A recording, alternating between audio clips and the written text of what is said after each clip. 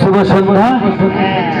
আমার এই শ্রী শ্রী বাবা দক্ষিণেশ্বরের যে আমার ভোলা মহেশ্বর তেনার এই গাজন উপলক্ষে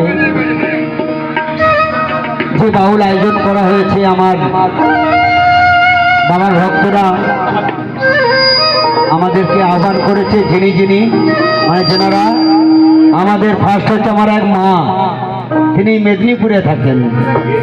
আমাদের কনক মা আমাকে বলে, আমাদের কনক মা আর আমাদের এই তপু বাবা আর আমাদের সদ্য তপন বাগ যিনি রয়েছেন, আমাদের সন্ন্যাসী, আমাদের বাবার যারা বাবার চেলা, এখন সব করে তো বাবার চেলা, দেখেছেন?